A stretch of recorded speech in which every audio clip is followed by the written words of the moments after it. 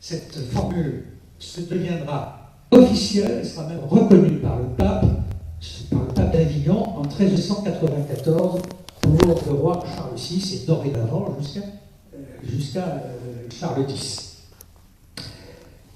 Et donc voilà cette situation d'un roi de France en position de force vis-à-vis de Rome et un roi de France qui offre à l'Église de France un éventuel soutien.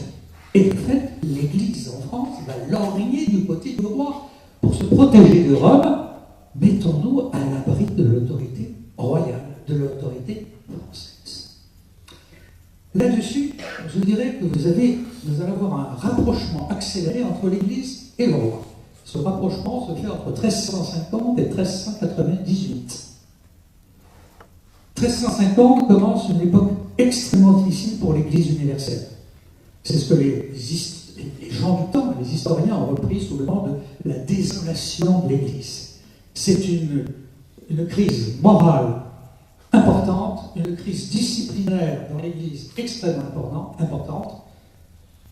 Les papes d'Avignon n'arrivent pas à résoudre cette crise et ne s'y emploient pas beaucoup, à vrai dire.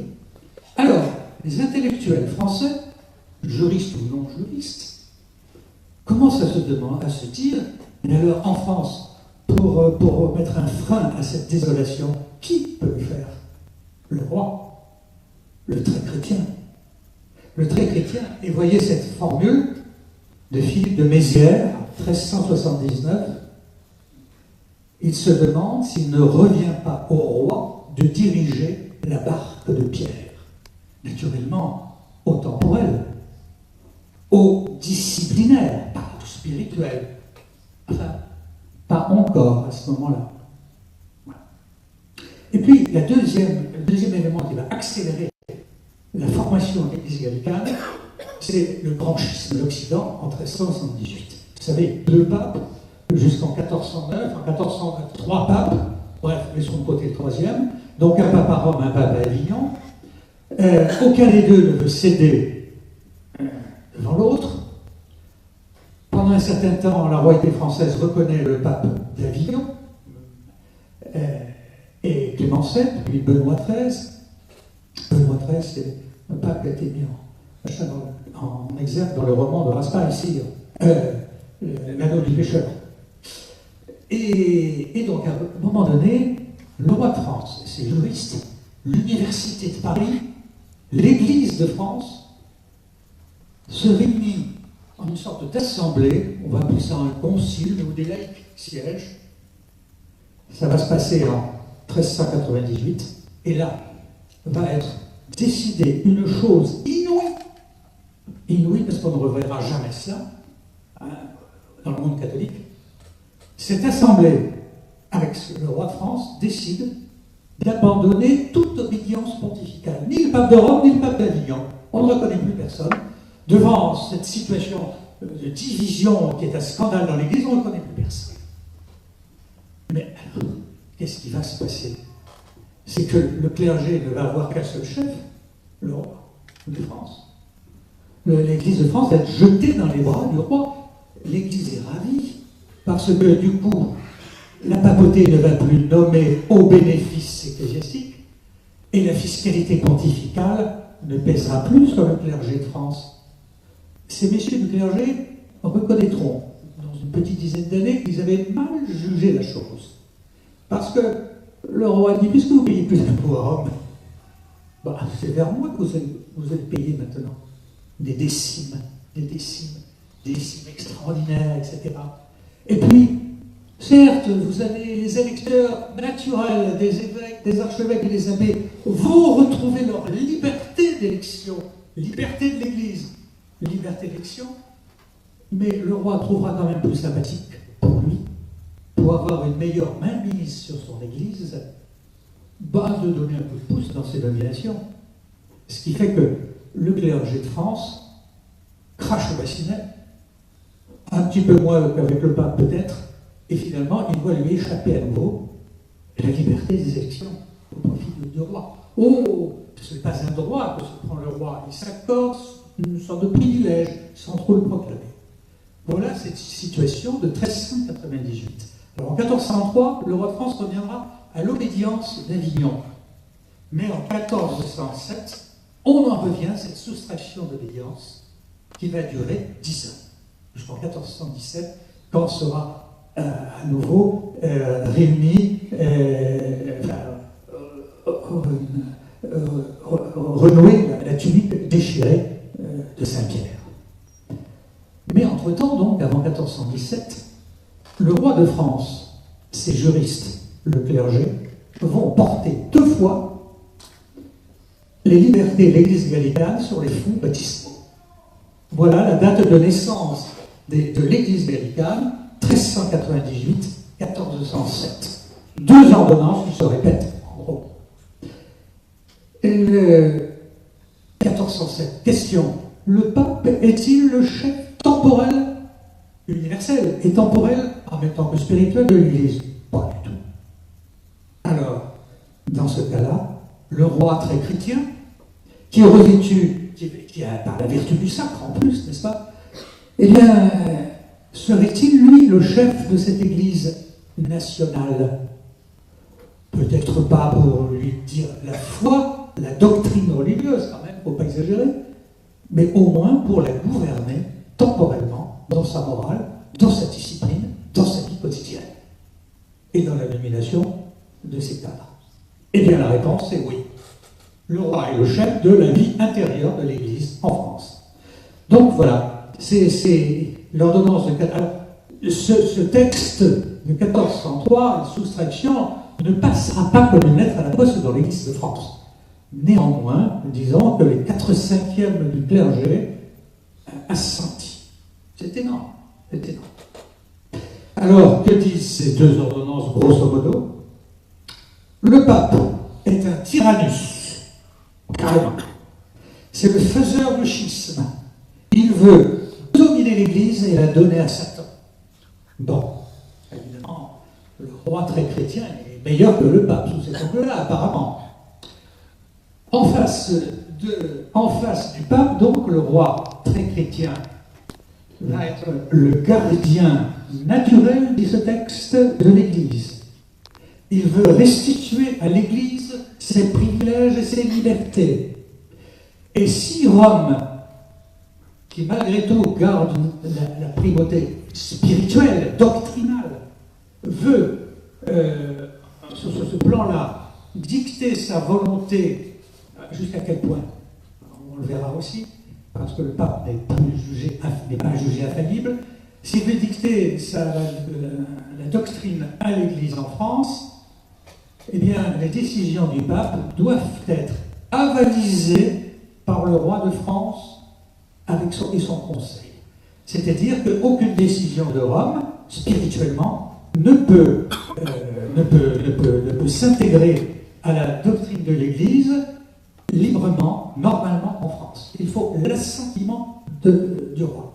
Donc ce que dit Rome n'a pas libre cours spontanément en France. Et puis, on annonce aussi le retour à la liberté électorale, tout en sachant que c'est inexact. Mais enfin, c'est bien de le dire, mais le roi ne le fera pas. Alors, encore une fois, vous voyez bien les choses. L'Église gallicane, ça ne veut pas dire une Église schismatique. Ce n'est pas l'Église gallicane. Ce n'est pas l'Église anglicane, qui viendra plus tard. Bon. Notez que l'Église, la future Église anglicane, au même moment,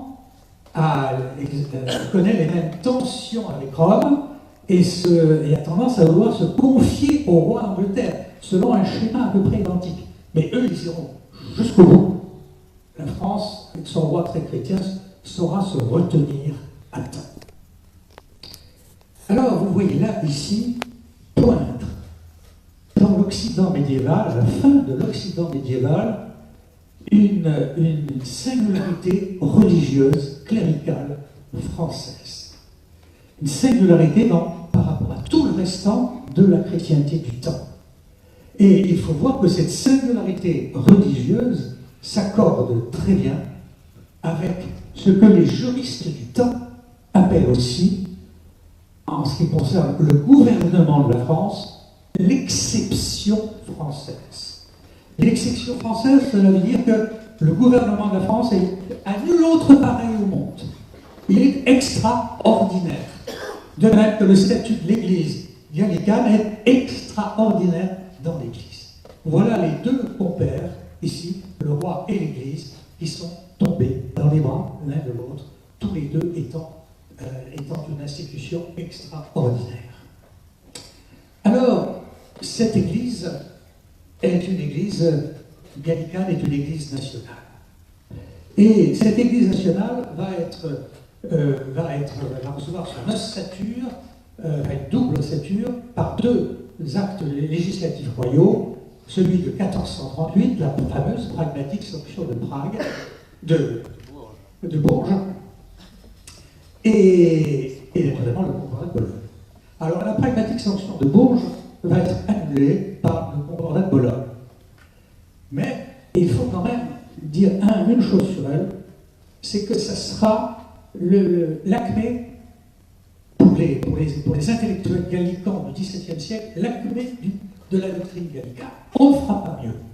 Et quand les constituants veulent établir l'Église nationale constituante de 91, ils invoquent à tour de bras dans leur discussion à l'Assemblée la pragmatique sanction de Bourges. C'est le modèle à suivre. C'est le modèle à suivre.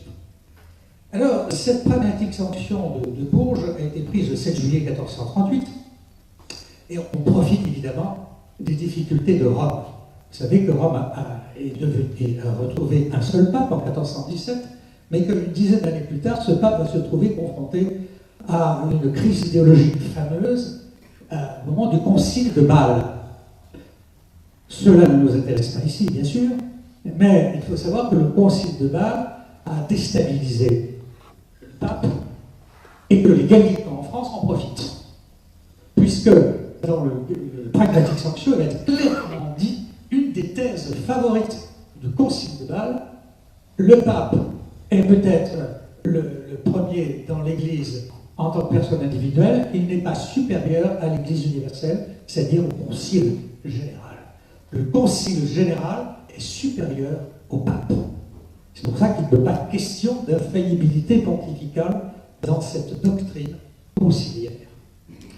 Alors, cette supériorité du concile sur le pape va être naturellement recueillie par la pragmatique sanction de Bourges.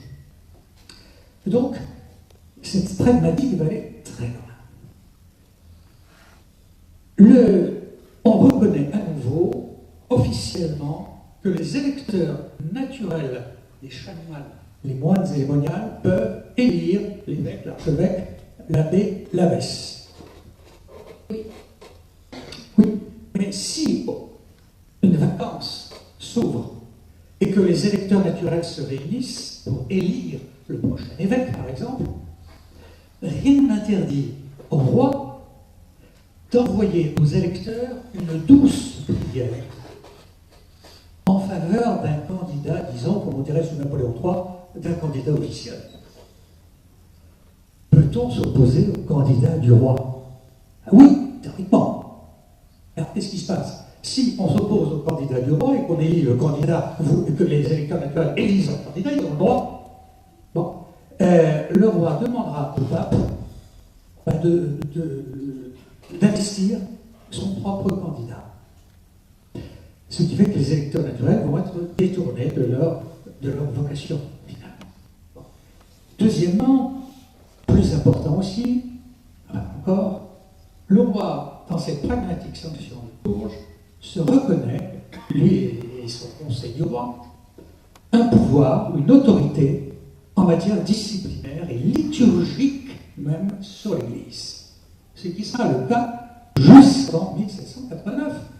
Vous voyez, quand Louis XV nomme la commission des réguliers en 1766, sans demander l'avis du pape évidemment, qui casse un tiers des monastères en France, il ne demande même pas l'avis à l'Église, il ne demande pas l'avis au pape, c'est lui qui décide lui-même des structures de l'Église.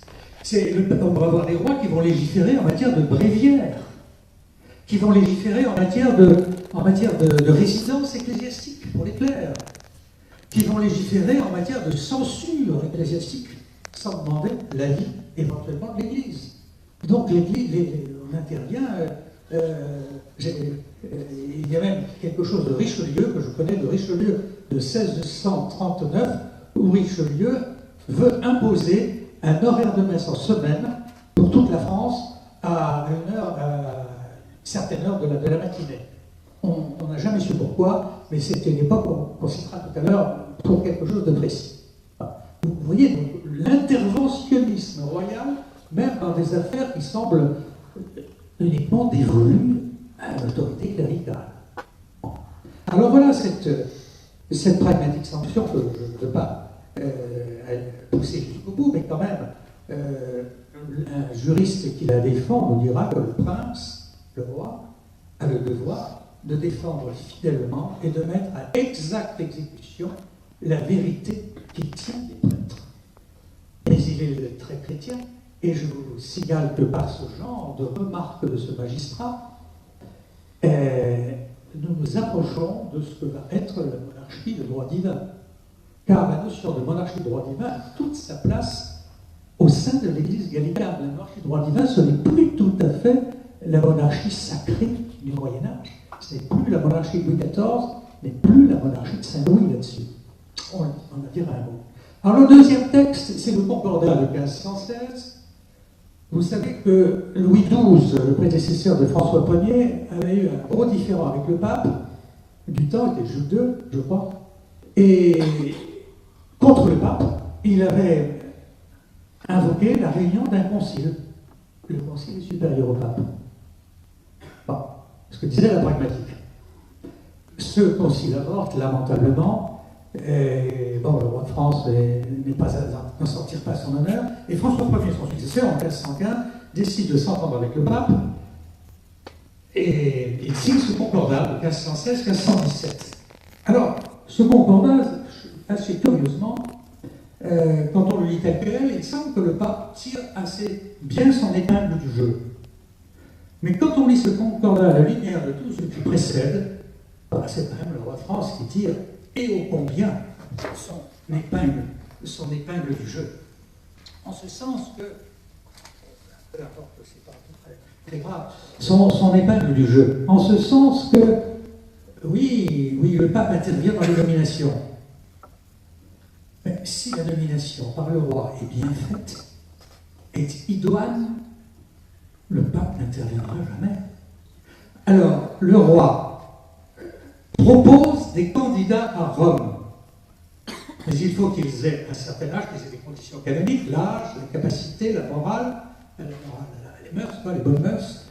Et il présente le nom de ces candidats au pape qui ne peut pas refuser si les candidats satisfont aux conditions canoniques requises. Si ce n'était pas le cas, il dit au roi, recommencez votre liste. Et si le roi recommençait une liste malvenue, le pape, à ce moment-là, acquiert un droit de nomination directe. Jamais, les choses ne se sont passées ainsi jusqu'en 1789.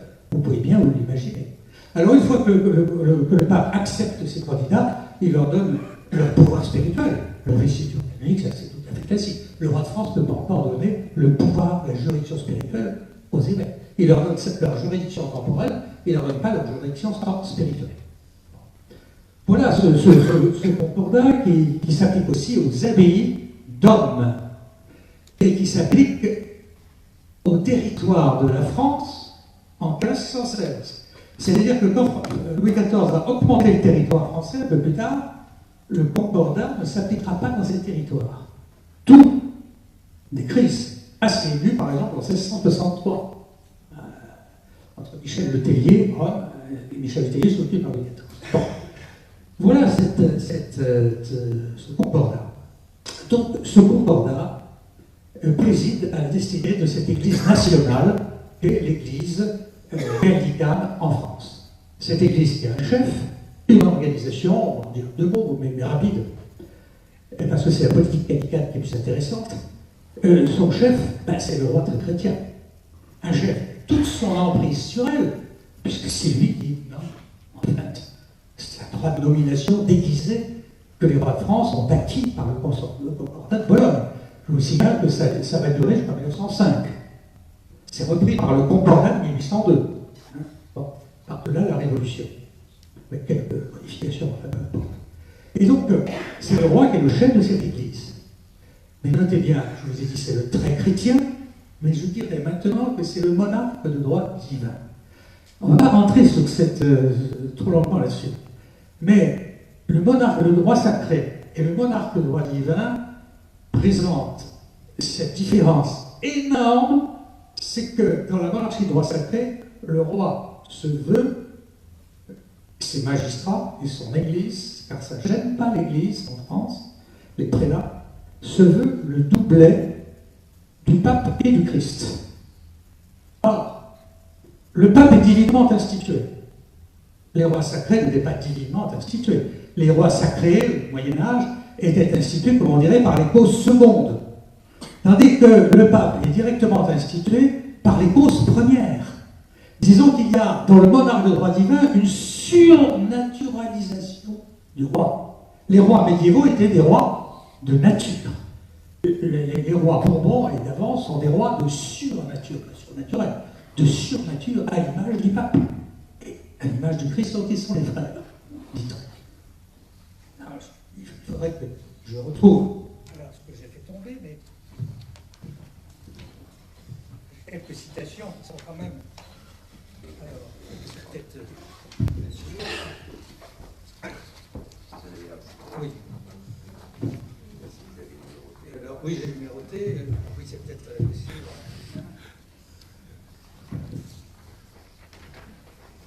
C'est un petit peu après. Je suis désolé. Mais oui.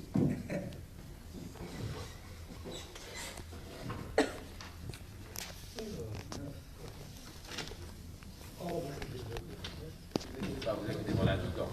Ah oui. C'est absolument passionnant, on a tout le temps. Voilà.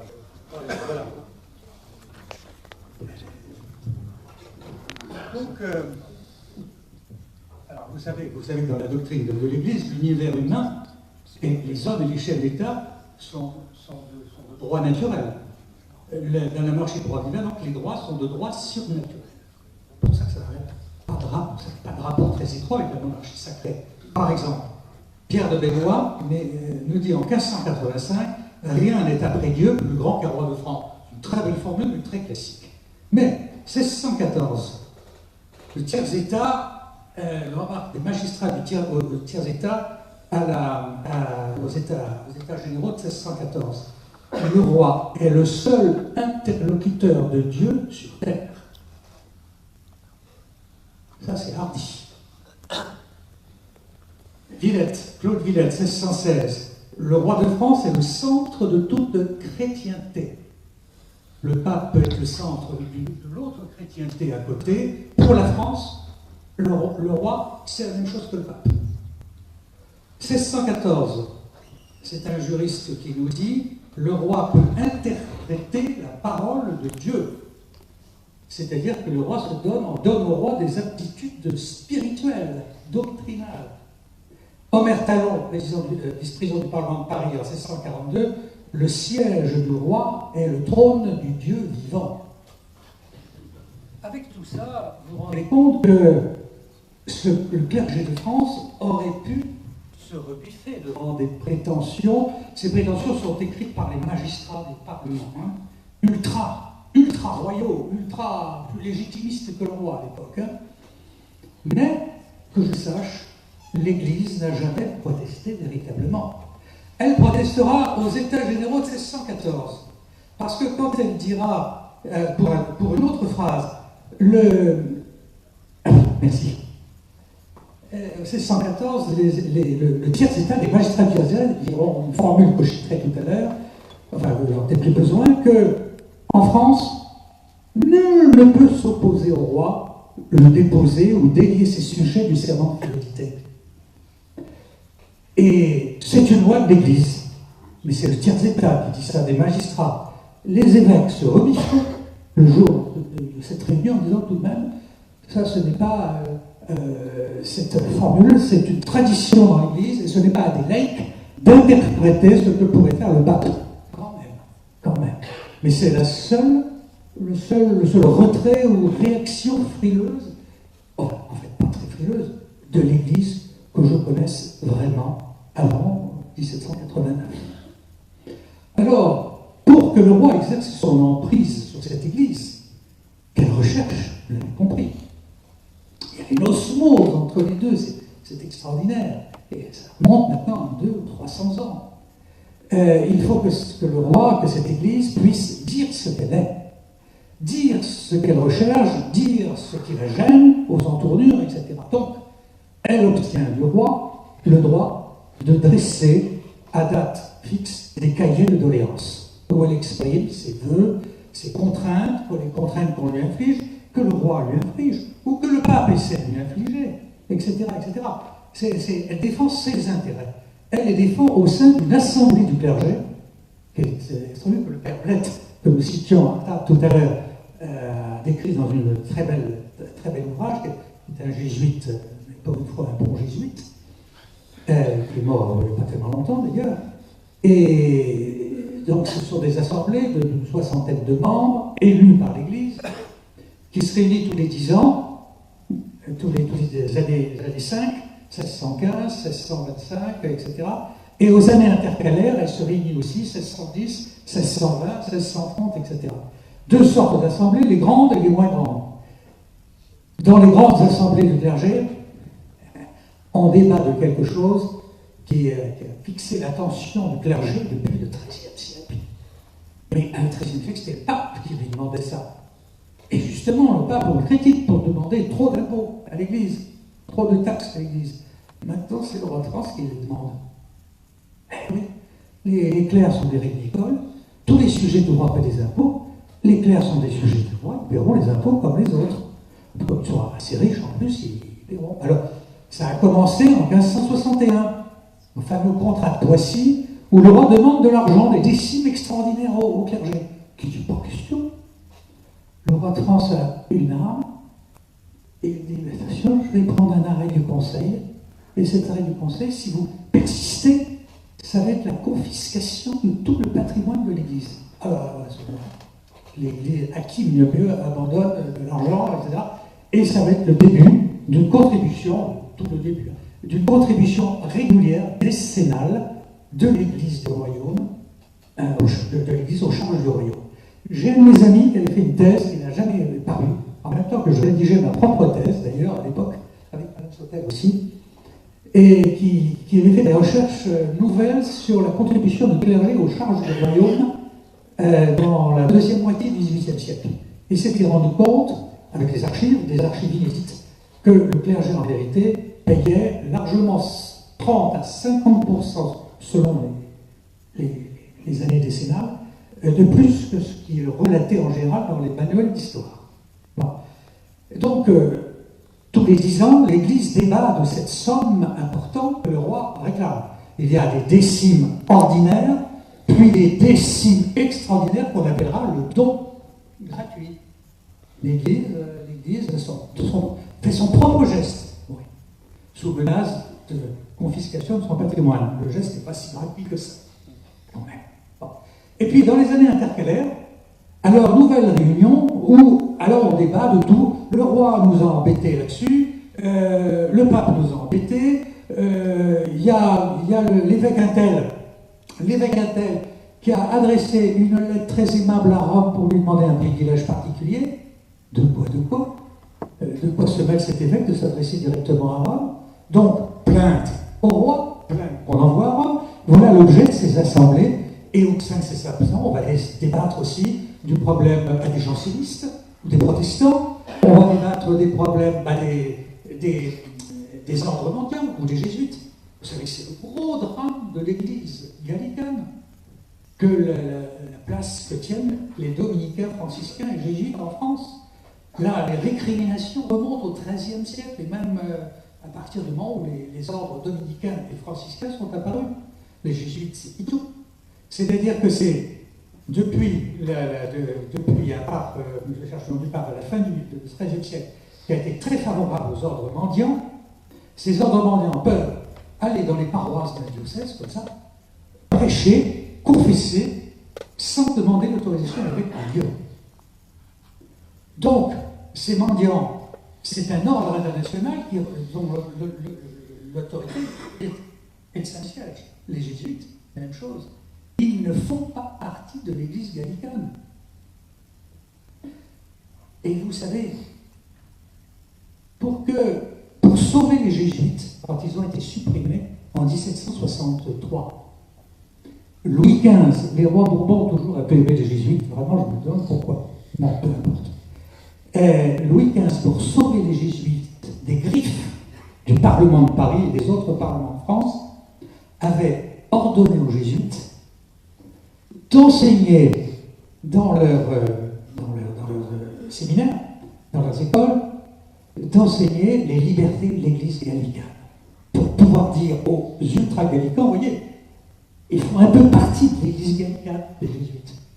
Bon, ça n'a pas suffi puisqu'ils ont été rayés de la carte. Voilà. Alors voilà ces assemblées du clergé, et le clergé fait des doléances au terme de ces assemblées pour critiquer, demander, etc. Et puis, entre-temps, il ne faut pas perdre l'écoute du roi, qui a d'autres choses à fouetter, d'autres chats à fouetter en France, ne pas perdre l'écoute du roi, d'où la présence au Conseil du roi de deux agents généraux du clergé de France, qui sont des personnages extrêmement puissants, extrêmement influents, avec tout un personnel de bureau immense, vraiment important numériquement, qui gravite autour du Conseil du roi, et donc de la cour royale.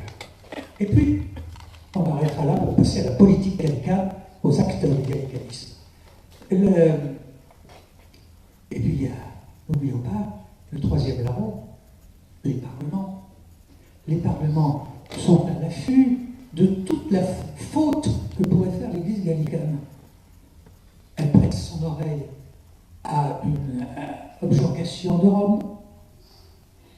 Un de ses membres demande un privilège à Rome, tout doucement, sans trop que ça sache. Malheureusement, un membre le Parlement de Paris saura. Immédiatement, c'est une levée de bouclier. Voilà, c'est une atteinte aux libertés de l'Église gallicane, et donc c'est une atteinte à l'indépendance même du roi. Pas seulement de l'Église, du roi aussi, puisque le roi et l'Église sont très liés. Donc, il faut annuler cette mesure, d'où l'existence de cette procédure redoutable qui existe encore pour les évêchés de l'Alsace-Lorraine à l'heure actuelle, et que je sache, je me souviens que cette mesure a été prise quand j'étais plus jeune, et vous étiez pas nés sans doute, par Monseigneur Etchinger, qui était archevêque de Strasbourg, qui avait fait une homélie.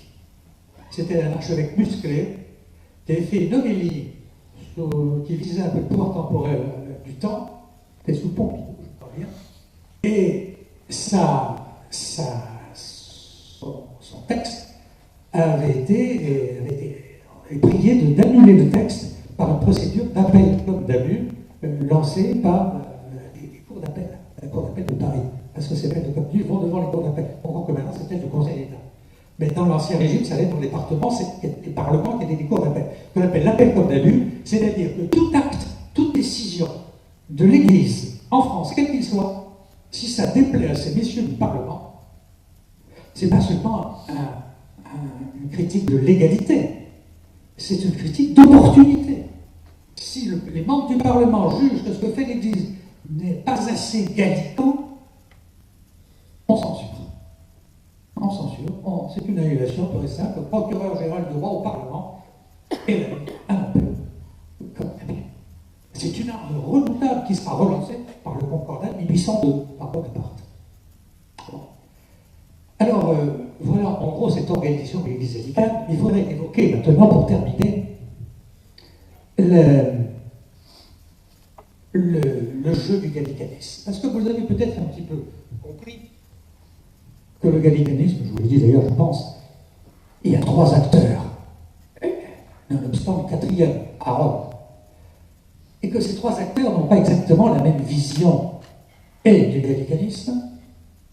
Et il y a certains de ces acteurs qui ont, dans leur vision du gallicanisme, même si elle est pure, ils ont quand même quelques raisons. Ils ont gardé raison. Par exemple, quand l'Église adopte une politique assez hostile à Rome,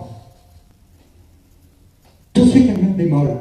Parce qu'il ne faut pas oublier, au XVIe, XVIIe siècle, ce qui unit l'Église gallicane et Rome, c'est quand même la lutte contre le protestantisme, ou contre le jansénisme. Quand le jansénisme apparaît, il ne faut pas se couper complètement de Rome, y compris dans les, non pas sur le plan doctrinal, mais sur le plan de rapports plus ou moins quotidiens, si vous voulez. Et le roi lui-même, il peut adopter des attitudes rigoureuses. Et puis, il y a aussi la politique qui intervient. Pas oublier que la politique italienne, dans la politique italienne, il y a des rapports avec le pontife romain qui est un chef d'État. Donc il faut parfois le ménager pour la politique italienne, ce qu'a fait François Ier, en signant le Concorde à Bologne, etc. Donc, des politiques parfois différentes, sauf chez un des acteurs, les parlements, qui ont obstinément, sans faire, dans un gallicanisme, disons, extrêmement rigoureux, extrêmement dur. Alors l'Église, vous savez, le gallicanisme ecclésiastique repose sur deux piliers, les libertés de l'Église gallicane, donc on ne va pas y revenir, et là, cette liberté, c'est la liberté d'élection, qui a disparu de la carte. Hein? Elle n'est revenue que maintenant, si vous voulez. Puis ensuite, alors, dans ces crises des libertés, il faudrait voir aussi les problèmes, ce serait trop long ici pour aborder, je pense, toute la crise, les querelles sous-jacentes du tyrannicide, du régicide. Vous voyez qu'il y a deux régicides en France, et que ces régicides, les parlements de France ont décidé que c'était les jésuites qui avaient développé l'apologie du régicide. D'où cette attitude très hostile à l'égard des jésuites, qui ne veulent pas décidément entrer dans le rang de l'Église gallicane. Mais aussi, il y a un gros problème pour les libertés de l'Église gallicane. Imaginez ce problème. Il faut l'aborder. On ne peut pas tout aborder ici dans les gros problèmes. Mais le Concile de Trente. Rappelez-vous, je vous ai parlé de la désolation de l'Église à partir de 1350. Vous savez que cette désolation de l'Église, la crise morale, disciplinaire, il ne faut pas que vous trompiez dessus. N'oubliez pas qu'elle démarre, en gros, avec une crise économique, c'est certain, qui affecte le XIVe siècle, qui est européenne, cette crise, mais aussi en 1348-49, la grande peste noire. La grande peste tue un Européen sur deux. Donc vous avez des couvents où il n'y a plus personne. Il y a des paroisses rurales ou urbaines où il n'y a plus de prêtres. Et ceux qui subsistent, les malheureux, ils cherchent à vivre et à se réjouir un peu. Et c'est vrai que dans ces temps durs, où chacun craint, parce que la peste va avoir des retours d'épidémie constamment jusqu'en 1420. Donc ce clergé comme les laïcs, n'oubliez pas que c'est des danses macabres en ce temps-là. Donc un clergé qui se laisse aller. On parle de réforme, c'est le roi qui doit réformer l'Église en France. Il ne va pas vraiment le faire avant longtemps. Qui va réformer l'Église universelle? C'est le Concile de Trente. Il va falloir qu'on attende 2 siècles pour que la réforme, une remarquable réforme. Oui, mais alors, qu'est-ce qu'on fait avec le Concile de Trente, qui se termine vers 1563? Si on fait comme au Moyen-Âge, les décisions conciliaires, eh bien, vont être publiées en France. Ah oui, mais si on publie les décisions conciliaires en France, ça veut dire que la décision de ce concile, signée, avalisée par le pape, car pour ce concile, le pape est supérieur au concile, pas en France, mais dans le restant de l'Église européenne, le concile est inférieur au pape. Ah. Mais ça veut dire que c'est la volonté du pape qui s'impose dans le royaume et dans l'Église gallicane. Pas possible. Surtout que dans les textes du Conseil de Corse, il y a des décisions disciplinaires. Alors en France, la discipline, c'est le roi, c'est pas le pape. Donc on n'accepte pas ce que dit le Concile de Trente. Rappelez-vous que le Concile de Trente, on a mis 30 ans avant de l'accepter en France. Ça ne se fera qu'en 1611 et 1614. Et pourtant, alors d'autant plus que ce Concile de Trente présente un deuxième problème pour les évêques. Le deuxième pilier du gallicanisme ecclésiastique, c'était la dignité extraordinaire des évêques. C'est-à-dire que le Christ aurait, je dis aurait, en même temps qu'il aurait institué Pierre sur le siège principal de l'Église, aurait aussi institué les apôtres et leurs successeurs, donc les évêques. Les évêques et le pape ont la même dignité, la même autorité spirituelle dans l'Église. Donc, les évêques français ne peuvent pas accepter comme tel un concile qui rappelait que les évêques étaient inférieurs au pape. Pas possible. Donc, on n'accepte pas le concile de Trente. Et pourtant, ça les gêne parce que c'est un concile réformateur et que les protestants sont là, font des progrès partout et il faut bien faire quelque chose. Alors, on y verra tout à l'heure à propos d'Henri IV. Le concile de France, finalement, sera accepté en France, mais on s'évertuera non pas à dire que c'est une loi de l'État, car jamais le roi de France n'avalisera les décrets du concile de Trente, mais on dira que simplement que c'est une loi de l'Église, mais pas de l'État français. Ça ne rentre pas dans le droit royal français. Voilà. Alors la supériorité du concile en France, elle va fléchir petit à petit. En 1624, un théologien, professeur à l'Université de Paris, signe un texte, un manuel où il dit que le pape est infaillible. Si le pape est infaillible, c'est qu'il est supérieur au concile. Bon. Et puis, ce qui gêne beaucoup l'Église, les évêques, et le roi, qui pourtant a inscrit la supériorité du concile dans le corpus de l'Église gallicane. Ils sont très gênés. Écoutez, surtout, mettez-vous, Richelieu, en cas autoritaire. Richelieu, naturellement, et Louis XIV, qui n'est quand même pas non plus un homme mou. Peuvent-ils qu'est-ce que je voulais dire à l'instant même c'était le concile de Trente ah oui. C'était pas exact. Oui, peuvent-ils. Non, c'était pas ça. Ah, j'ai un trou complet là. Richelieu et Louis XIV peuvent-ils prendre une décision à propos du concile, non? C'était ça? Suivez pourtant. Oui. J'ai complètement zappé. Je ne vais pas zapper, quand on zappe, on a autre chose en tête. Mais là, j'ai rien d'autre en tête. Oui. Peuvent-ils réellement, pourraient dire, proclamer que le concile supérieur au pape, c'est un argument purement rhétorique? Comment Louis XIV, comment les Bourbons, comment Richelieu auraient-ils pu accepter une théorie, disons, démocratique? Car le concile supérieur au pape a été élaboré au cours de ce concile de Bâle de 1431 qui promouvait l'idéal démocratique dans l'Église.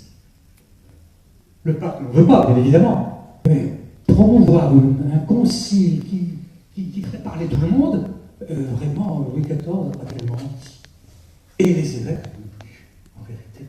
Parce que le concile interréconciliariste suppose que des clercs de petites mains peuvent intervenir au concile. D'autant plus qu'au même moment, il y a la question richériste en France, où Richer, suppôt de l'université, membre de l'université, dresse une thèse, un ouvrage sulfureux, où il dit que quand le Christ a institué le pape, institué les évêques, il a institué les 72 disciples, successeurs, avec comme successeur le clergé de base. C'est une théorie démocratique dans l'Église qui va être rejetée par tout le monde et donc qui ruine l'idée conciliaire en France. Alors, il y a cette 1614, en 1614, le clergé de France prend un texte aux États généraux qui nous dit quand même, devant cette apologie exagérée de la doctrine gallicane proférée par les magistrats du tiers-État, il faut quand même dire ceci, et c'est ce que le clergé, l'ordre du clergé écrit: jamais la foi chrétienne, le salut du roi et du royaume n'ont été affligés de doctrines plus pernicieuses. N'imaginez pas qu'il s'oppose au gallicanisme, mais un gallicanisme outrancier qui n'est pas celui de l'Église, beaucoup plus souple, beaucoup plus adepte de solutions transitoires que le gallicanisme des magistrats et le gallicanisme du roi dans toute cette affaire. Alors le gallicanisme du roi, c'est évidemment bien sûr de protéger l'Église gallicane. Il la protège à sa manière, c'est-à-dire en lui faisant par des arrêts en commandement des ordres d'agir, de se comporter ceci. Toute la discipline du clergé est souvent émane des arrêts en commandement du Conseil du roi. Je ne vais pas intervenir longtemps là-dessus, mais il y a d'autres aspects propres au roi et qui font frémir un peu l'Église. Par exemple, 2 fois de suite, c'est Henri II en 1557 et c'est Richelieu en 1639. Henri II en 1557 est en guerre contre Charles Quint et il prétend que le pape soutient Charles Quint. Ça n'a rien à voir avec l'Église gallicane. Hein? C'est de la politique internationale, puisque le pape est chef d'État. Et alors, pour faire changer le pape et faire en sorte que le pape le soutienne contre Charles Quint, il menace le pape, purement et simplement, de créer en France un patriarcat. Est-ce que vous voyez ce que ça veut dire? Le patriarcat, c'est contre le pape de Rome au 7e siècle, au 6e siècle, le patriarche de Constantinople, c'est-à-dire un concurrent direct. Si le roi de France avait nommé, ou si l'Église de France s'était nommé un patriarche, c'était le schisme absolu. Ça aurait été l'Église anglicane. C'était une simple menace.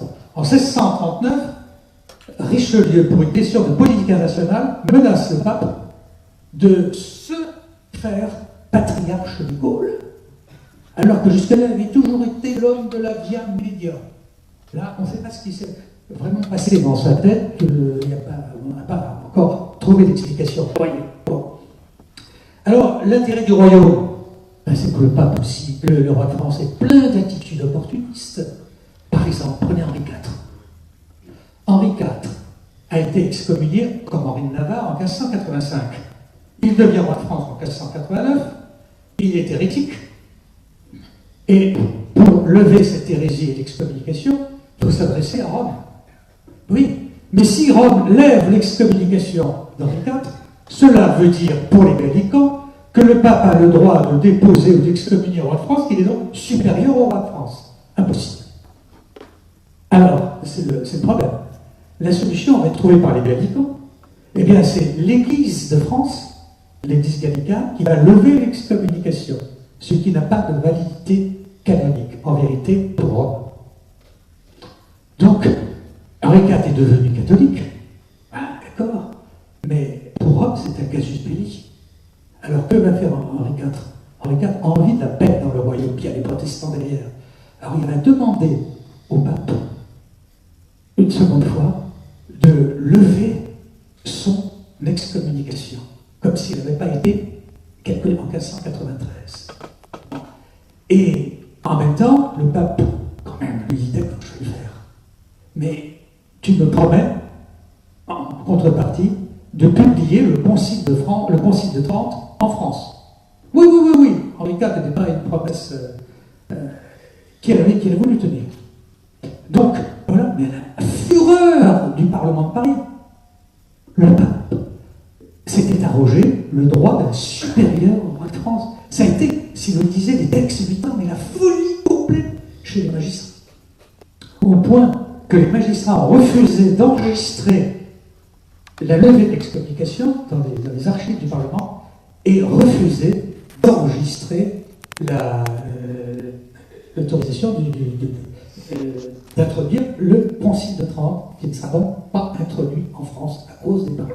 Voilà, par exemple, autre exemple, en 1626, le Parlement de Paris profère des censures contre un ouvrage d'un jésuite, Santarelli. Richelieu et Mazarin mettent immédiatement la pédale douce, rien à faire. D'abord parce que Louis XIII aime beaucoup les jésuites, on ne va pas s'en prendre à eux. D'autre part, à ce moment-là, Robert Talon importune Richelieu, donc on ne va pas lui donner satisfaction. Et puis, il ne faut pas se mettre trop mal avec Rome, car la question protestante est là et la question janséniste va se lever. Donc, tout cela, je ne peux pas vous traiter de toutes choses pour en venir, et pour terminer, au gallicanisme des parlements. Le gallicanisme des parlements, là, c'est très net, à tout moment, par des arrêts de règlement. Vous savez que les cours d'appel de l'Ancien Régime avaient un pouvoir réglementaire. Donc, par des arrêts de règlement, ces cours interviennent tout le temps, à temps, à contre-temps. Parfois légitimement, la plupart du temps par hostilité à on peut se demander si par hostilité à l'Église gallicane. Et ce faisant, ils s'en prennent au roi, le roi qui soutient son Église gallicane. Et plusieurs fois, le roi dit au Parlement, bon. Alors, au point qu'on pourrait se poser un certain nombre de questions, le nombre de fois où le Parlement intervient, par exemple, chaque fois, souvent, quand un évêque a réuni ce qu'on appelle maintenant les conciles synodaux, je ne sais pas comment on appelle ça, enfin, les synodes diocésains.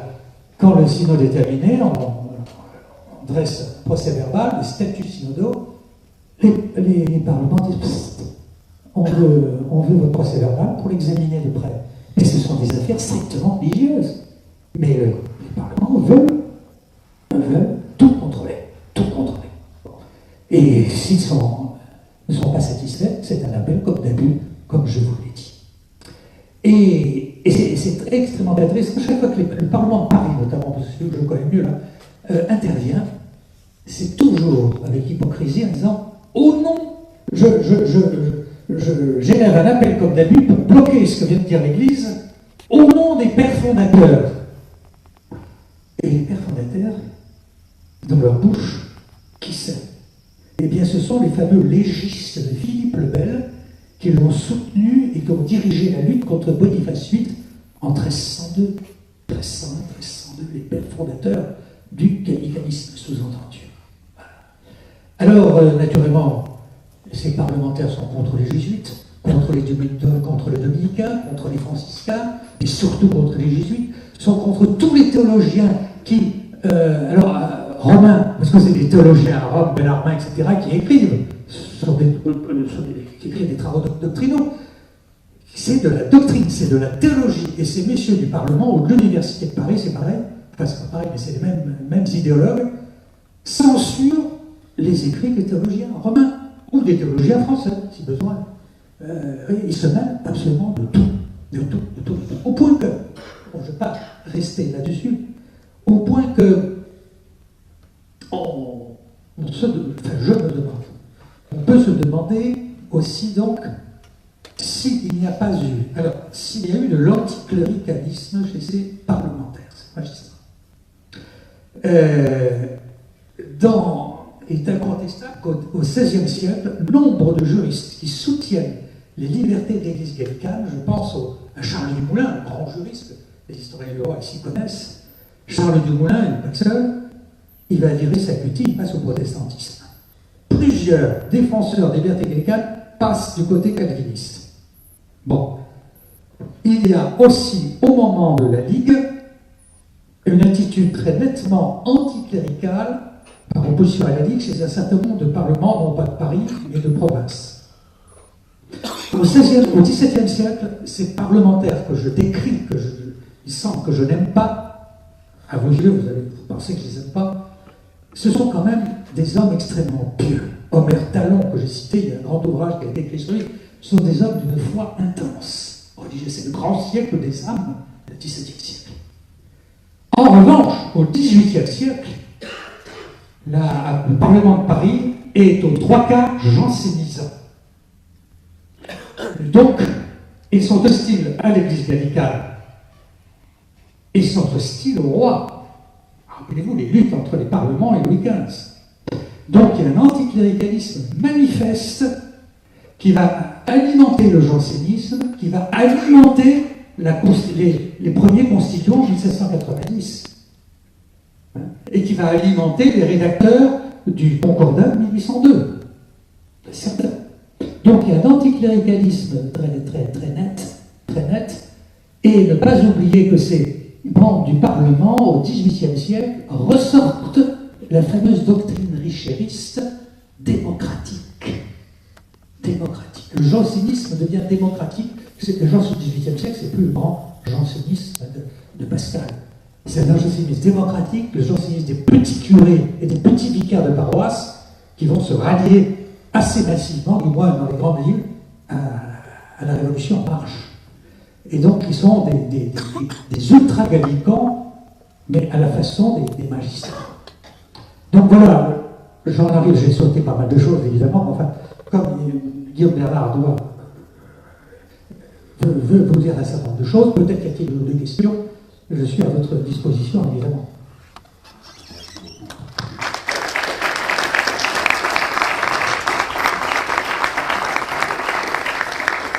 Merci infiniment, monsieur le professeur, de votre intervention qui nous a extrêmement, je dirais, éclairé. Vous avez dit que vous ne feriez qu'une synthèse, vous avez fait bien plus qu'une synthèse. Alors, on m'a d'une certaine manière confié un petit peu le rôle, je dirais, de vous poser quelques petites questions avant que la salle ne vous en présente, d'autres questions pour, si j'ose dire, permettre, je dirais, d'un petit peu préciser les choses, à la fois sur, je dirais, la période que vous avez traitée, et puis sur, je dirais, ce qui a suivi.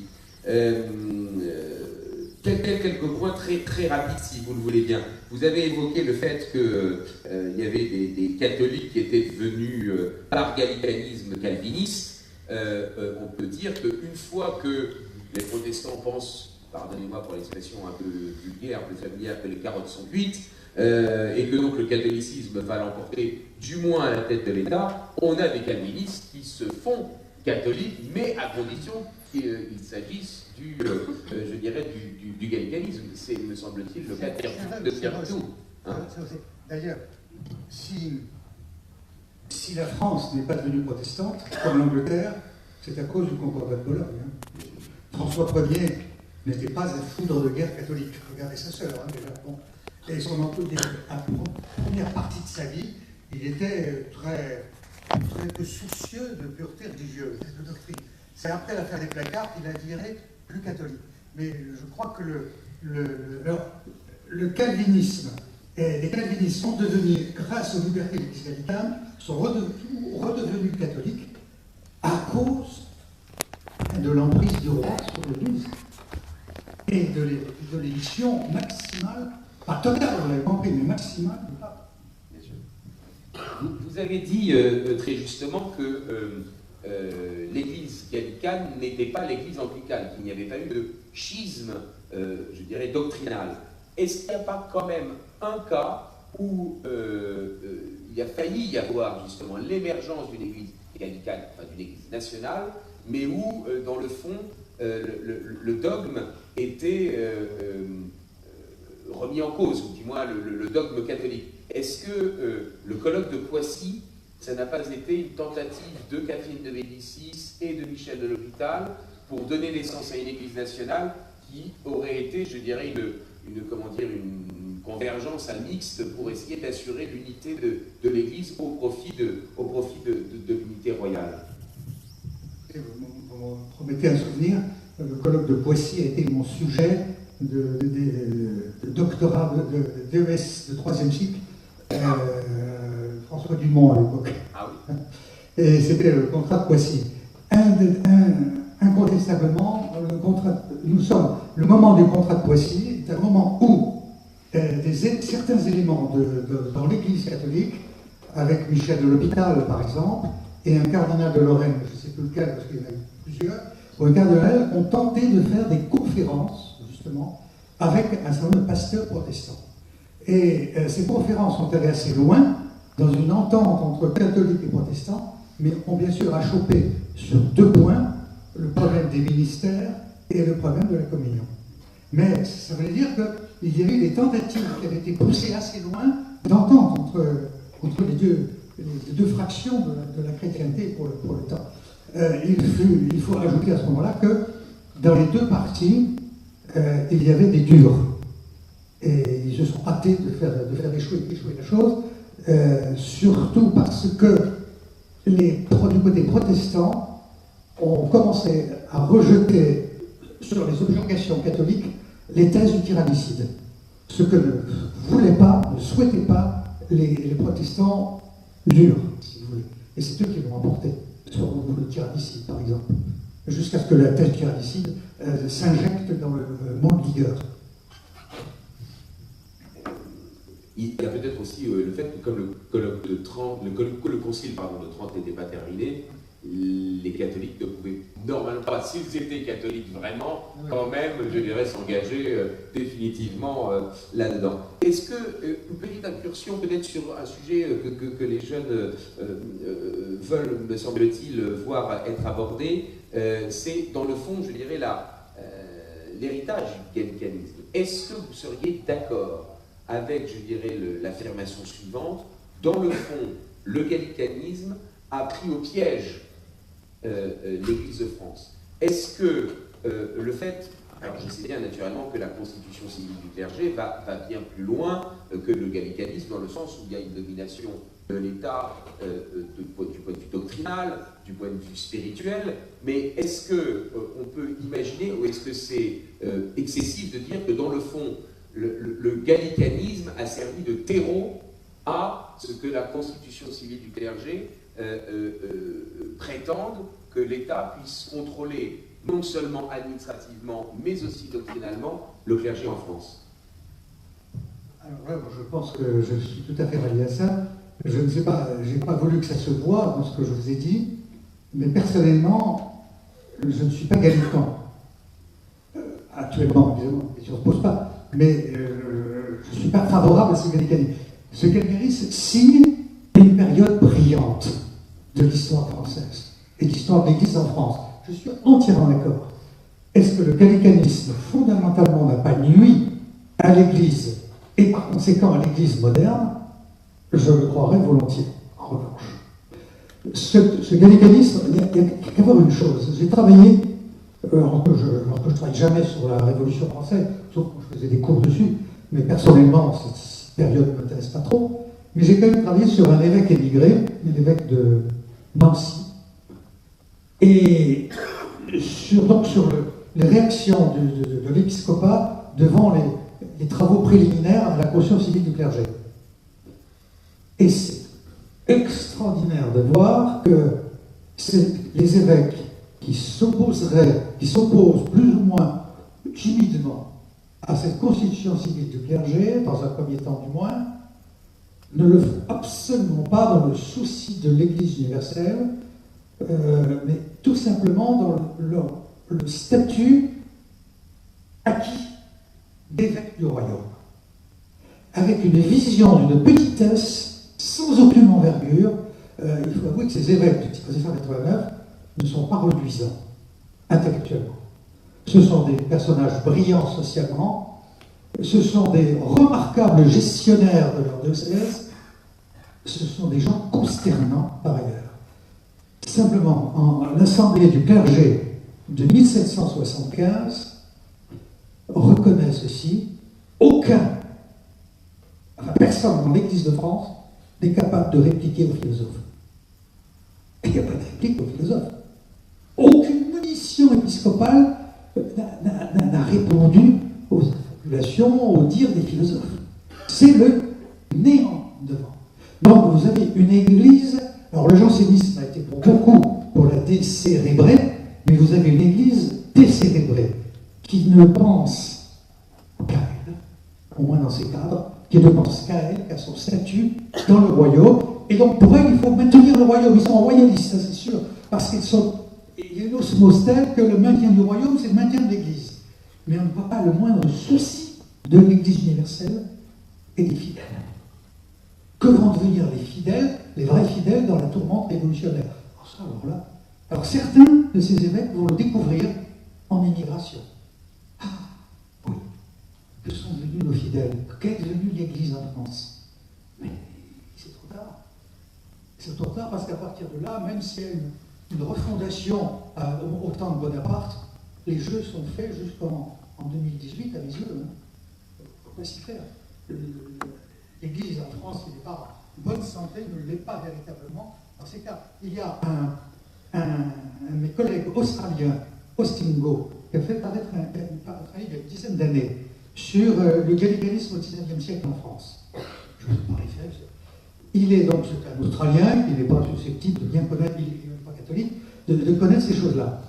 Il a étudié le clergé, enfin, le haut clergé, et le clergé juste immédiatement après, jusqu'en 1870, jusqu'au Concile du Vatican. Il il est affligeant de voir que pour un curé d'Ars, vous avez 100 curés nuls.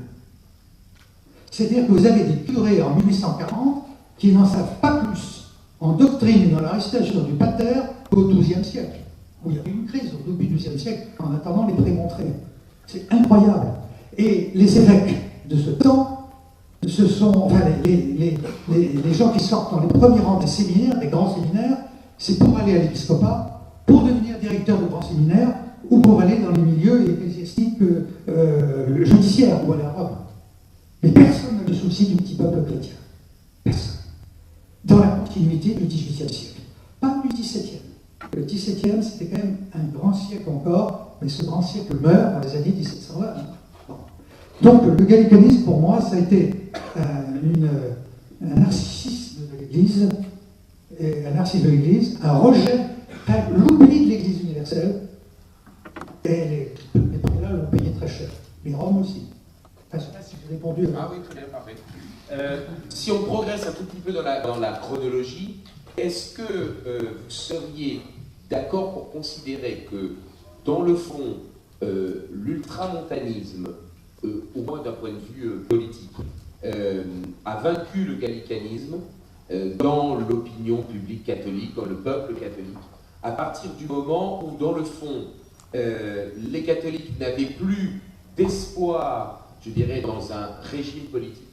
Très longtemps, les catholiques sont quand même restés, pour l'essentiel, attachés, je dirais, sinon à l'ancien régime, du moins, je dirais, un régime où il y avait une forme, je dirais, d'autorité paternelle, je dirais, dans l'État. Et donc, à partir du moment où la Troisième République l'emporte, à partir du moment où, effectivement, ils n'ont plus d'espoir, je dirais, dans une restauration, et ou même, d'une certaine manière, c'est un peu, comment dire, contradictoire, mais l'autorité pontificale les invite parfois, je dirais, à se rallier au nouveau régime. Est-ce que, dans le fond, c'est pas là la mort du gallicanisme dans l'opinion publique catholique? Alors, je pense que je reprends deux, trois idées de tout à l'heure qui répond à celle-ci. Il semblerait, d'après l'auteur que je viens de citer, l'Australien, et puis d'autres analyses, dans les biographies d'évêques du XIXe siècle, beaucoup, vous voyez, et puis dans un ouvrage plus récent sur le haut clergé français au XIXe siècle, l'un de mes collègues qui a été publié aux éditions de Rennes, il n'y a pas longtemps. J'ai oublié le nom de l'auteur, évidemment, parce que j'ai la mémoire des noms propres qui flanchent un peu en ce moment, enfin, depuis quelque temps, mais ça c'est l'âge. Le haut clergé français, enfin, il faut attendre 1870, en gros, pour que le haut clergé français retrouve la confiance des ouailles simples. Le clergé que je vous décris tout à l'heure, c'est le même clergé, nommé de la même façon qu'avant 1791, c'est un peu le même clergé qu'au XVIIIe siècle, qui a une désaffection pour les choses spirituelles et pour les petites gens, les catholiques humbles, les fidèles humbles. Et donc, il semblerait que là, la foi ultramontaine à Rome ait été reprise en main par des réseaux paroissiaux et de châteaux. On pourrait voir dans les prêtres à la Barbero-Vigili, ces prêtres encore qui restent dans un petit prêtre, ça ne passe pas le rang d'archiprêtre si vous voulez, qui ont acquis comment on dirait maintenant, de toute façon que je n'aime pas, une culture de l'isolement pendant la Révolution française et après, et qui sont proches dans les campagnes des paysans et des châteaux, et des châteurs, et qui, eux, répondent à un certain ultramontanisme, alors que l'épiscopat n'est pas encore extrêmement atteint. Alors l'épiscopat va commencer à se réveiller ultramontain quand Napoléon III, enfin les Italiens, Garibaldi et compagnie, commencent à s'en prendre à Rome, aux États pontificaux. Donc là, c'est un ralliement à Rome, puis purement circonstanciel. Ça, on a l'impression que l'épiscopat français vient de se souvenir que Rome existe. Rome existe. C'est assez... Et je vais vous donner un autre exemple. Quand il y a eu le schisme de la petite église, en 1802, un certain nombre d'évêques ont refusé l'entente passée entre Bonaparte et le pape, qui réclamait la démission de tous les évêques légitimes et de tous les évêques nommés par la Révolution française, les libéraux, etc. Donc il y a eu une vingtaine d'évêques qui ont résisté. Et chose remarquable, ils ne se sont pas tournés. Ils ont essayé de se tourner vers Rome. Il y avait des recours canoniques à faire. La décision du pape de demander l'abdication d'évêques légitimement élus avant 1789 est inconvenante, totalement inconvenante. Ça ne serait pas rentré dans la plena potestas des curialistes médiévaux, absolument pas. C'était attaquable canoniquement. Aucun ne l'a fait, aucun ne s'est tourné vers Rome. Ils conservaient, même dans une saine rébellion, hélas, ils conservaient le réflexe gallican. Et donc, ceux qui ont été nommés à leur place, ils étaient tout aussi gallicans que jusqu'en 1850-70. Ça m'a toujours frappé. Alors, je ne sais pas si c'est profond, mais c'est une chose que j'ai remarqué. Collectivement, ces 20 évêques n'ont pas agi, pouvaient agir, se coaguler, faire un recours qui aurait fortement gêné Rome, et qui aurait pu remettre en question le concordat. Mais ça n'a pas été le cas. Donc, c'est comme si ces évêques contestaient la décision pontificale, mais il n'est pas question de remettre le concordat qui relançait celui de Bologne, et donc le gallicanisme. C'est très curieux quand même. Enfin, il me semble. Oui, je vais interroger un de mes camarades qui est le professeur Bernard Pelbat, qui est beaucoup plus compétent que moi, mais je trouve qu'effectivement votre interrogation est vraiment bonne. Une dernière petite question, à la limite, je vais dire petite, mais elle risque d'être assez grande, et puis ensuite, ce sera intéressant de voir si la salle veut vous interroger.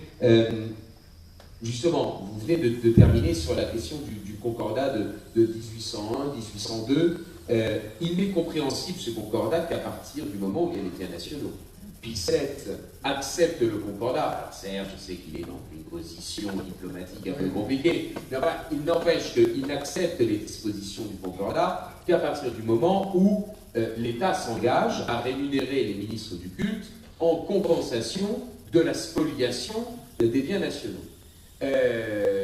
Est-ce que d'une certaine manière, là, il n'y a pas aussi, dans le fond, une acceptation, mais alors cette fois-ci par le pape, je dirais, d'une forme de ce que l'Église, je dirais, en France, eh bien, est une Église gallicane.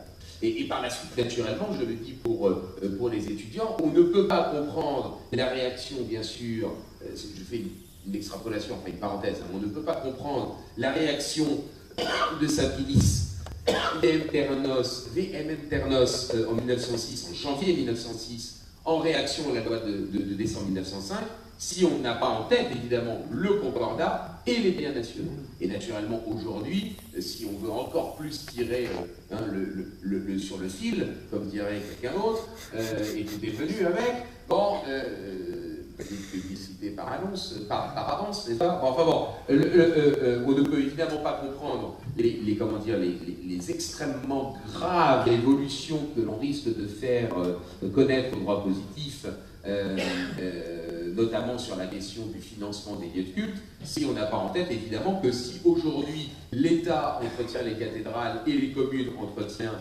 les églises, c'est parce qu'ils en sont propriétaires, soit parce que c'était des bâtiments antérieurs, je dirais, aux biens nationaux, soit parce qu'ils ont été construits dans le cadre du concordat de 1801 sur des terrains appartenant à la puissance publique. Enfin, en tout cas, pardonnez-moi pour cette longue digression, mais est-ce que, dans le fond, ce qui est au cœur, je dirais, des problèmes de la loi de 1905 et des problèmes à venir sur l'éventuelle révision de la loi de 1905, c'est-à-dire le fait que le pape ait accepté le financement des ministres du culte en échange de la non-revendication des biens nationaux, est-ce que ça n'est pas, dans le fond, de la part de la papauté, une acceptation, je dirais, d'une vision gallicane de l'Église en France? Jamais pensé à ça. Et de fait, alors j'ai un peu oublié, j'avais lu un jour toutes les tractations autour du concordat de 1800-1802, elles ont été difficiles. Elles ont été difficiles, notamment sur l'incommutabilité des biens nationaux, par exemple, des biens d'église, etc., sur lesquels le pape ne transige pas, mais justement, il laisse passer. Il laisse passer. Le pape a laissé passer beaucoup de choses, parce qu'en 1801, vous comprenez, là encore, comme à Bologne, le pape est le perdant de l'affaire. Et le pape, alors, est-ce de la lassitude? Vous comprenez, admettre la nomination des évêques comme en 1516, sous le prétexte que le premier consul jure qu'il appartient à la religion catholique, ça va pas très loin. Hein. C'est une défaite pour le pape. Bon. Mais alors, défaite pour le pape, lassitude, ou alors peut-être, par exemple, la situation que je faisais au début de cette conférence-là, sur l'évêque de Ferrare, que je citais, qui montrait la lassitude du Saint-Siège devant le gallicanisme, ça répond à autre chose, c'est qu'il y a eu un ouvrage extrêmement costaud, qui est paru il y a une dizaine d'années, peut-être plus, sur l'aspect doctrinal de la conscience civique du clergé, vu par les théologiens romains dans les années 1693-95. C'est un ouvrage difficile à lire, pour l'avouer, c'est-à-dire que je l'ai lu, et puis quand je l'ai fermé, je l'ai rouvert. Vous voyez le genre d'ouvrage, pas facile à lire, traduit, peut-être mal traduit de l'italien, peut-être ça aussi, pour m'exonérer de mes difficultés à lire ce livre, mais il y avait quand même un certain intérêt. C'était à ce moment-là comme un sursaut. Le pape protestait contre ce qui s'est passé et essayait de protéger l'Église en la soutenant, protéger les évêques qui s'étaient opposés, les prêtres, à la conscience civique du clergé. Bon. Et en même temps, ces textes fustigeaient l'Église de France, de son attitude du siècle passé, etc. Donc, on ne sait plus très bien si le pape soutient à fond l'Église avec des réserves ou s'il la critique. Toujours est-il qu'on sent bien qu'il ne sait pas quoi penser. Et de quoi? Eh bien, du passé gallican de ces évêques. Alors, quand en 1802, pour faire face à la crise de Bonaparte, pas oublier que nous avons avec Pie VII un monarque qui n'est pas encore malmené physiquement par Bonaparte, mais qui est malmené dans les écrits, dans l'opinion publique républicaine, et il n'est pas gâté déjà. Donc, il est en but à une hostilité d'une république qui est victorieuse de toute l'Europe occidentale. Hein, et donc, la lassitude l'emportant, je pense que c'est plutôt l'acceptation, on continue, plutôt que rien. Je pense que c'est un petit peu ça. Parce qu'il est incontestable, je pense, je ne sais pas que c'est incontestable, que s'il n'y avait pas eu d'entente en 1801, on allait vers une église d'État. Bonaparte étant soutenant l'idée d'une église comme Mussolini, qui est un soutien pilier de la nation, que le catholicisme est pilier de la nation, on aurait fait une église nationale à l'anglaise, à l'anglicane. Je crois qu'on pourrait une monarchie, une religion anglicane en France, enfin une religion gallicane, anglicane en France, si vous voulez. Je vais rajouter quelque chose que le gallicanisme, il n'y en a jamais eu ailleurs qu'en France, sauf dans un pays. Et à votre avis, lequel? Un seul pays européen de l'histoire a adopté purement et simplement le statut de l'Église gallicane chez elle, pas chez lui. En Angleterre, c'est autre chose. C'est la République de Venise, qui a été éblouie par les prestations à Bologne de François Ier, et qui, on le sait par ses ambassadeurs, sont allés consulter les clergés de France, les conseillers du roi, pour dire comment ça fonctionnait. Et une église vénitienne, je ne sais pas si ça se dirait comme ça, une église vénitienne, à l'image de l'église gallicane, a été constituée. Pas grand-chose. Avant que les spectateurs de la conférence, que vos auditeurs ne vous posent quelques questions s'ils le souhaitent, je tenais vraiment à vous remercier, monsieur le professeur. Et je voulais dire publiquement ce que j'ai eu l'occasion de vous dire tout à l'heure. Je n'ai jamais eu effectivement avant ce soir l'occasion de vous rencontrer, mais vous avez été un de ceux, avec Guy Auger, je crois qu'on peut le citer, qui m'avait le mieux formé sur la question de la dévolution du trône, sur la question, je dirais, de la légitimité du pouvoir royal de l'ancienne France. Et je voulais vous rendre cet hommage ce soir. Merci infiniment en tout cas. Merci.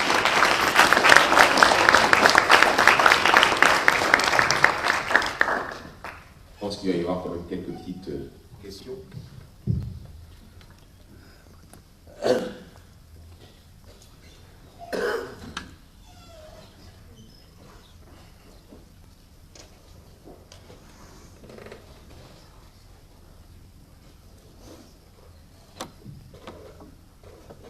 Déjà, merci beaucoup, monsieur, pour cette intervention.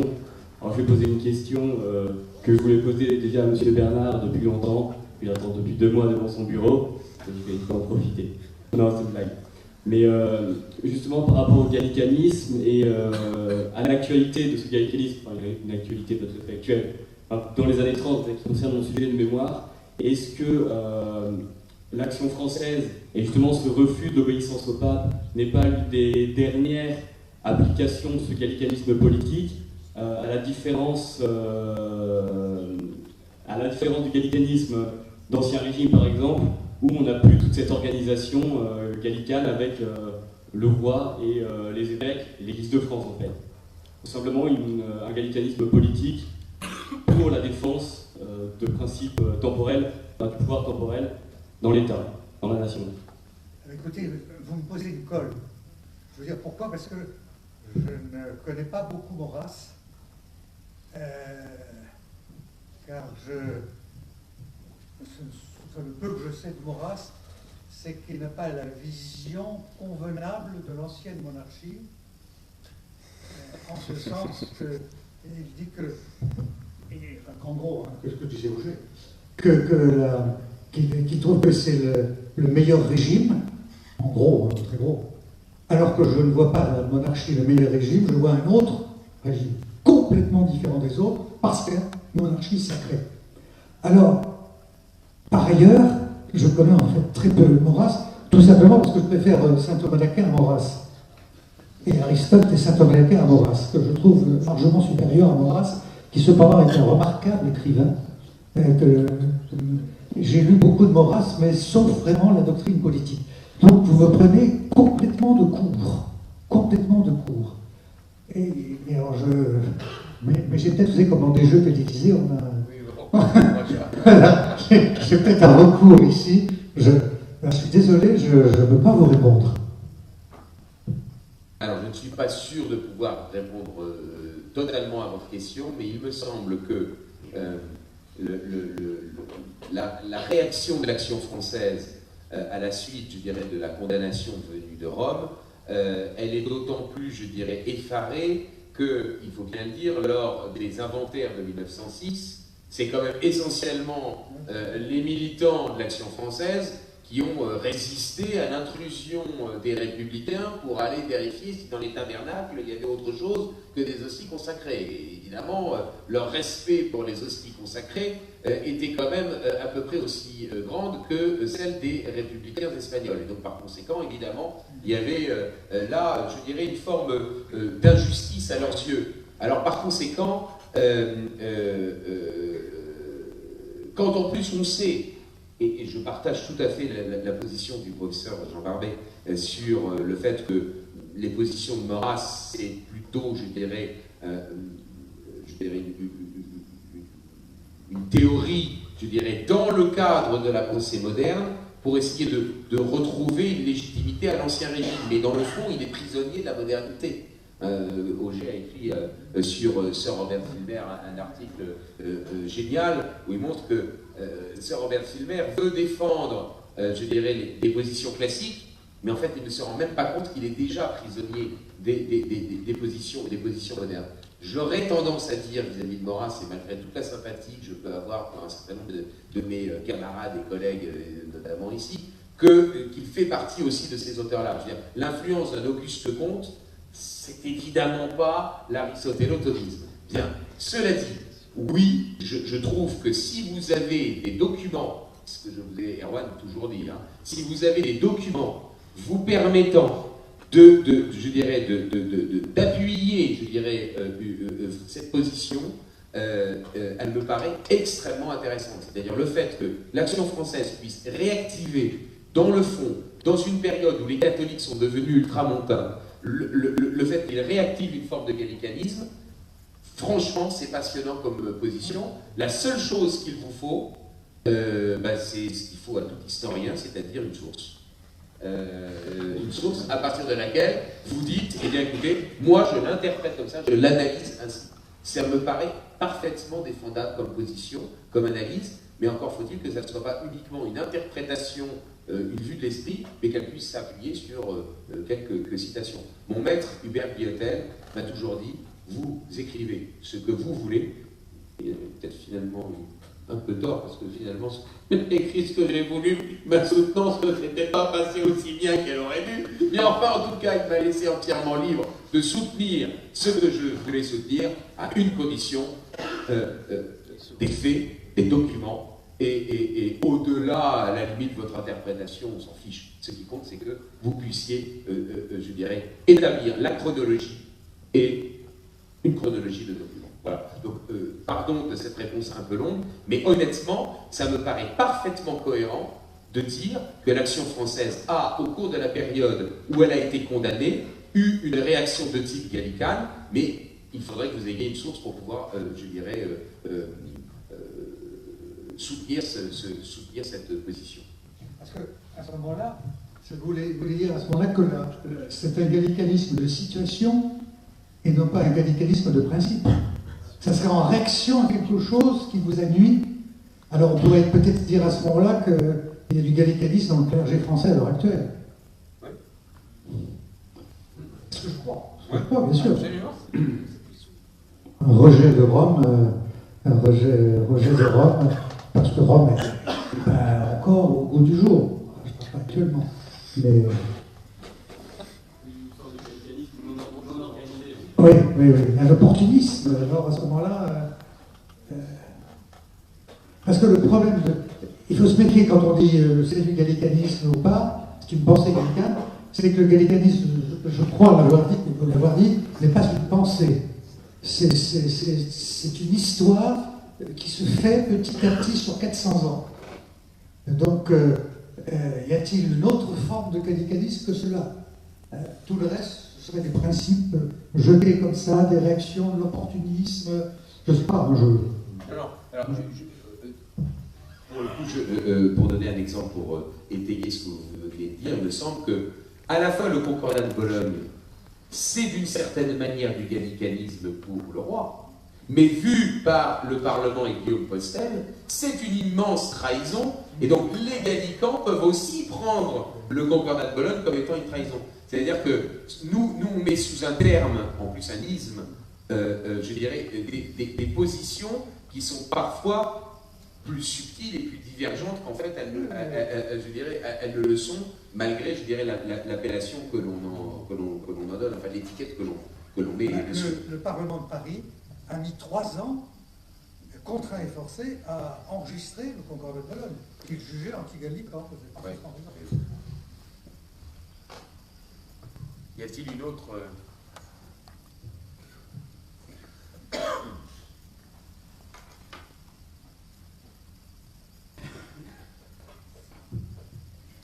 Bonsoir. Du coup, justement, je me demandais si les libertés qu'avaient pris un peu les évêques pendant mai 68, les années 70, ne pouvaient pas être comparées justement à du gallicanisme, puis avec la conférence des évêques de France, tout ça. Est-ce que les positions que les évêques prennent, compris par exemple à l'occasion de mai 68, en distorsion avec les positions traditionnelles de l'Église, est-ce que ça, c'est pas une forme de gallicanisme? Oui, moi je crois. La suite de ce que je disais il y a 5 minutes, il y a un gallicanisme qui n'est qu'historique. Le véritable gallicanisme, c'est une réalité historique qui s'est faite sur 400 ans par occasion, etc. Et puis, on peut dire à ce moment que sur l'exemple de ce gallicanisme, ou plutôt qu'on peut se servir de ce gallicanisme, qui n'est pas un gallicanisme de principe, pour forger un gallicanisme de principe, de rejet, donc un gallicanisme de choix. Vous voyez, donc là, le gallicanisme historique n'est pas un gallicanisme de choix, c'est une évolution historique que personne n'a maîtrisée. Tandis que là, le gallicanisme actuel qui serait celui de Maurras, peut-être, enfin des élections françaises, et le gallicanisme de nos évêques en 68 et au-delà, enfin, de moins en moins, mais toujours actuel, malgré tout, c'est un gallicanisme de réaction, de rejet, de choix, c'est donc politique, au sens large du mot politique, hein, c'est-à-dire de non-acceptation d'une situation qu'ils n'ont pas le droit de rejeter pourtant par ailleurs. Et donc c'est pour se forger une légitimité de refus qu'on adoptera l'idée gallicane ici, une mentalité gallicane. Et je crois que c'est grave. Enfin pour moi, qui ne suis pas gallican, même historiquement. C'est très rare, c'est une tentation, et à l'heure actuelle la tentation de l'épiscope, qui est majoritaire dans l'épiscopat. Alors, ce gallicanisme actuel dans l'Église de France et partout ailleurs, dans tous les épiscopats, à mon sens, se traduirait dans la pensée du pape actuel par l'histoire des périphéries. Vous savez, laisser toute sa place et l'importance aux périphéries, c'est-à-dire à tous, à tout le monde, c'est-à-dire à la supériorité conciliaire, qui est un retour à une vieille urne, à une vieille lanterne plutôt du gallicanisme. Parce que ça, ce qui mine l'Église à l'heure actuelle, c'est sous forme de gallicanisme, de mésentente larvée avec Rome, c'est une forme de dire il y a l'autorité romaine n'est plus de ce temps. N'est plus de ce temps. Ce temps, c'est une autorité diluée partout dans l'épiscopat, etc. Et à la limite dans un certain clergé, mais nous sombrons dans le richérisme à l'heure actuelle. Évidemment, nos évêques actuels, qui sont sous-développés culturellement, ne savent pas qui est Edmond Richer. Ça, je peux vous garantir. En tout cas, un évêque que je connais bien, et que je n'aime pas, et que je n'aime pas d'ailleurs, évidemment. Ah bon oui, c'était mon ancien évêque, là où j'habitais avant. Je vais parler d'Edmond Richer un jour, il ne savait pas qui c'était. Il était évêque. J'ajouterais que, d'une certaine manière, comme le gallicanisme a été le vecteur du conciliarisme, d'une certaine manière, on pourrait effectivement considérer qu'il y aurait une forme, alors peut-être, je crois que vous avez raison, peut-être plus de mentalité que de réalité juridique gallicane, mais enfin une mentalité gallicane qui se fait le porteur du collégialisme.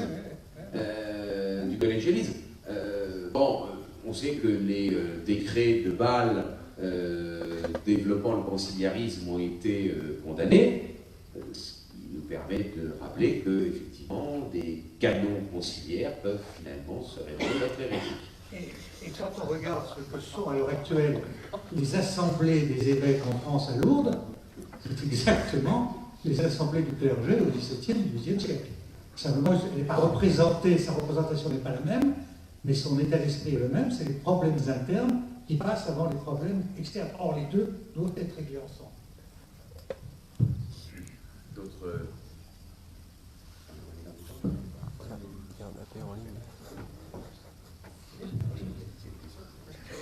Alors je reviens un petit peu en arrière.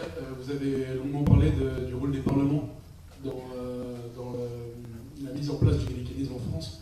Est-ce qu'il n'y a pas une contradiction entre les parlements du temps de la pragmatique sanction et avant, qui poussent un maximum pour le gallicanisme, pour un contrôle royal plus fort, et les parlements 100 ou 200 ans après, par exemple pendant la Fronde, qui au contraire vont essayer de limiter le pouvoir royal le plus possible et essayer de mettre des bâtons dans les roues de l'absolutisme.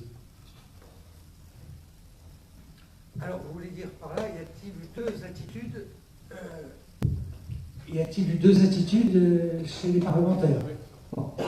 En fait, c'est la même. Hein. C'est la même. Simplement, la révolte de la Fronde, il faut dire franchement ce que c'est. Hein. C'est une révolte corporative. Il n'y a rien d'idéologique derrière. Il n'y a rien de démocratique. Il n'y a rien de démocratique. C'est uniquement une affaire de... C'est la faut être supprimée. C'est tout. Sinon, quand on lit, par exemple, Omer Talon, qui a été de ce temps, et d'autres, par exemple, sous la Fronde, le Parlement dresse des arrêts de règlement des appels comme la lue sur la décision de l'Église. Hein. Donc, je pense que c'est à peu près là, c'est toujours plus ou moins la même attitude. Jamais on ne trouvera jusqu'au XVIIIe siècle un Parlement véritablement politiquement frondeur. Les parlements deviennent politiquement frondeurs, ainsi que les autres cours, les cours des aides, cours de ce que vous voulez, avec le jansénisme. Donc, à partir de la bulle Vigémitius, etc., à partir du Régent, si vous voulez. Là, c'est une opposition politique. Mais nous avons un changement de génération. Un changement de génération, c'est la philosophie qui commence à s'imposer. Là, j'ai fait un travail sur un magistrat du Parlement de Paris. Je travaille vraiment sur le XVIIIe siècle, sur le magistrat Robert de Saint-Vincent, là, qui a été édité par mes collègues d'ailleurs, où il le démontre très bien. Parce qu'il, lui qui est janséniste, il prend parti pour toutes les querelles jansénistes, il se dresse contre les autres membres du Parlement, car il se dit, il s'oppose au roi. Il s'oppose au roi. Et ceci dit, lui-même le fait, puisqu'il rallie toujours l'opposition du Parlement. Mais à chaque fois, il dit, mais je le fais parce que je suis contraint. Mais je ne veux pas m'opposer au roi. Je m'oppose au roi sur le jansénisme, mais je ne veux pas m'opposer au roi politiquement. Donc, on voit bien le basculement d'un Parlement qui va devenir purement... Si vous lisez Ranon sur la Fronde, qui est un ouvrage relativement ancien, il n'y en a pas eu beaucoup de nouveaux depuis, hein, sur la Fronde. L'ouvrage de Ranon, il vous montre bien ça. C'est une question statutaire. Une question de prestige social. Pas oublier que le début de la Fronde parle des membres du Parlement et des cours souveraines les plus modestes du Parlement. Donc c'est une révolte un peu, non pas démocratique au sens politique, mais des plus modestes des membres des parlements qui craignent qu'avec l'histoire de la Paulette et de leurs intérêts financiers, pour maintenir leur statut, ils vont être dépréciés et perdre. Je crois, enfin, moi c'est mon interprétation. Mais vous êtes historien, vous en avez peut-être d'autres. Pas encore. Il dit non, pas encore, mais ça viendra. J'espère. Alors, monsieur le professeur, moi j'avais une question aussi. Concernant la question de la chambre ardente au XVIe siècle, est-ce que le roi de France s'est comporté en chef de l'église gallicane ou en chef spirituel, et c'est pour ça qu'il a été condamné par le pape? Quelle était la position c'est François Ier? C'est ni comme chef de l'église gallicane, ni comme chef de la c'est tout simplement comme atteinte à la lèse-majesté. Hein. Les protestants, ce sont des poursuites juridiques. On porte atteinte à la majesté du roi. Tout découle des placards. Mais la chambre ardente a été dénoncée par le clergé. Par le clergé, oui. Au nom d'une atteinte. C'est un acte de souveraineté de la part du roi. Pour moi, ce n'est pas un acte gallicant. Un acte spirituel. Comment? Il veut protéger la doctrine de l'Église, il veut protéger l'Église, ça c'est certain. Hein. Mais surtout, extirper des sujets indociles. Et en plus hérétiques. Doublement de lèse-majesté, si vous voulez. Ah bon, pour moi, je mets la chambre ardente sous le cycle de la lèse-majesté. Donc le roi de France s'est attribué des pouvoirs spirituels. Des pouvoirs... Ah non, mais il prend des mesures d'ordre public. Il respecte le serment du sacre, à mon avis. Il respecte le serment du sacre. Il n'y a pas oublié, puis il y a le serment du sacre, c'est juridique. Hein. Pourquoi le pape l'a condamné? C'est pas le pape, hein, c'est l'Église. C'est pas le pape, non. C'est pas le pape, c'est l'Église de France. C'est l'Église de France. Qui demande à ce qu'on ferme. Attention, alors, il faut quand même voir ce qu'est l'Église de France à ce moment-là. Ce n'est pas l'Église de 1614, de 1626 ou de 1660. Hein. C'est une Église elle-même qui est mal dans sa peau, où la réforme, qui n'a pas encore été atteinte par la réforme, où une partie du clergé est un peu plus discutable. Hein. Donc, vous voyez, c'est pas, comment dire, c'est une Église quand même très réticente à l'égard du roi à l'époque, parce qu'elle est encore largement hostile au Concordat de Bologne. Là, jusqu'en 1560, au Concordat de Poissy, on se plaint encore des termes du Concordat de Bologne.